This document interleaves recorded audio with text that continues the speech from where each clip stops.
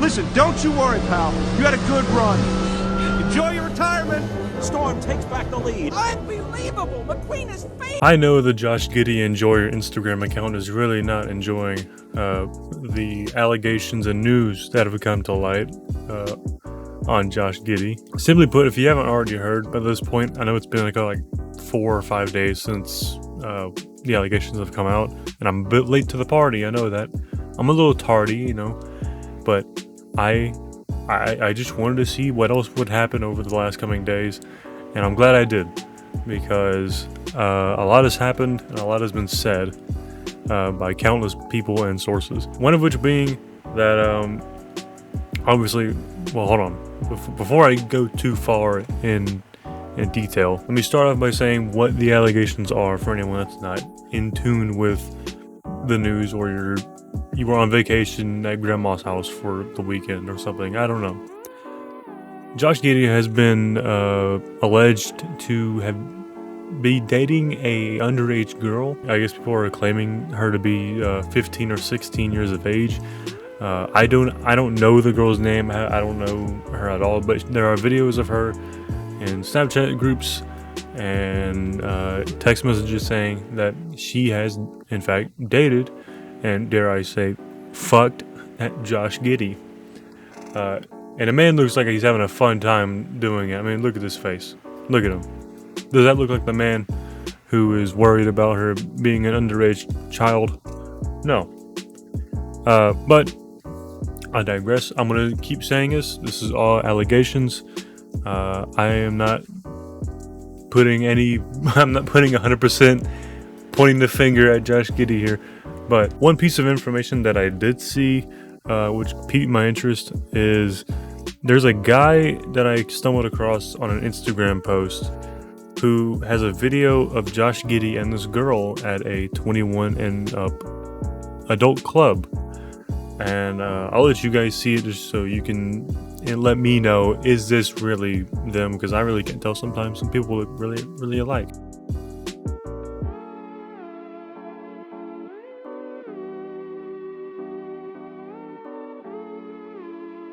But it makes you wonder, either A, she is underage and she has a fake ID, or B, she's not underage and Josh Giddey's fine.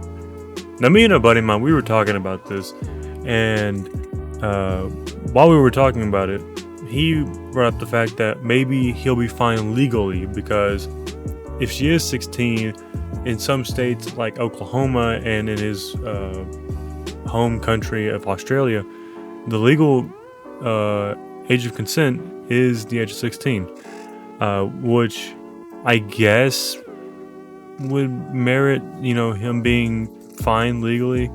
I'm not too sure how the legality rules, like the legal rules on that work, but I don't know. But I also brought up to him that even if he is fine legally, the NBA might have a different opinion on it, and I know the NBA are doing their investigation on the matter right now, which is another topic I will talk about here in a minute. But to me, I think the NBA might take a stance against it, because we've already seen this before with the Karl Malone situation. The Karl Malone situation was a lot worse than Josh Giddey, I can assure you. If you want to hear about it, I'll boil it down to pure facts for you. And I think, well, I shouldn't say that, shouldn't I? I should not say that. Anyway, I'll tell you in short story. There is a story where Karl Malone had intercourse with a 13-year-old girl and got her pregnant. Yeah, that's it. I'll just say that. There you go. Moving on. Obviously, Josh Giddey and the head coach of the Oklahoma City Thunder, Mark Daigneault, are not going to say anything about the allegations at this time, especially when it's being investigated right now. So when people were saying that they didn't say anything about it, they're immediately writing it off as them admitting guilt. That's not the case here. Like, anyone, if you were in his position, yeah, you might be saying, no, I didn't do any of that, and that's not true. But at the same time, there are lawyers involved here that have anything you can and will say will be used against you in any matter, in any case, in any context. So I don't know if them saying no comment is an admission of guilt, but it could show that they don't really know what their defense is. For me, it would be saying no, even though I just said. Now, the NBA's investigation on it has drawn a lot of conspiracy and rather negative comments, because everyone, including a lot, well, by everyone I mean a lot of people on Twitter, because that's where a lot of the hellfire seems to come from. People on Twitter have been making comments on how the NBA is investigating Josh Giddey compared to how they investigated John Morant and Kyrie Irving for their situations. And they're pulling the whole, oh, it's white men, white privilege race card. I don't see that personally, because there are completely different stories here that's happening. I mean, I understand that Josh Giddey's situation is rather worse than John Morant, but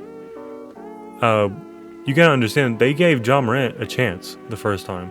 They gave him a 5-game suspension the first time, and then he did it again. So they had to suspend him even longer because he kept doing it. He broke the rules twice. The whole reason why, again, is because Josh Giddey was able to play even while the allegations were being investigated. Josh Giddey was able to play in the very next game after the allegations came out. I think people in this day and age are just really racially paranoid of everything and anything being racist. Anyway, as it stands as of today, obviously Josh Giddey has disabled all comments on his Instagram, and I can't say about Twitter. I haven't checked Twitter, but I'm sure he's probably like monitoring the comments over there as well, because I'm sure he doesn't want to hear people calling him Karl Malone. I'm sure Karl Malone is very proud, though. Anyway, with all that being said, if you enjoyed this video, let me know. If not, sorry, I can't help it. This is like the second commentary video on the channel. Very coincidentally, the second commentary channel when it comes to NBA scenarios and allegations and situations. And one more quick note, I will come back to live streaming again at some point. I have kind of drifted away from doing that. Same with shorts. I haven't done a lot of shorts either. I want to come back to doing that kind of stuff because it was a constant creative outlet for me, and I think it's something that I kind of need at the moment, especially when half of my time involves me sitting in my room and I kind of don't have any motivation to do anything else other than get up and get on this computer. So let's make some of that time worth it, and hopefully you can come along with me for the ride. Anyway, with all that being said, hope you guys have a good rest of your day, and I'll see you next time. Peace.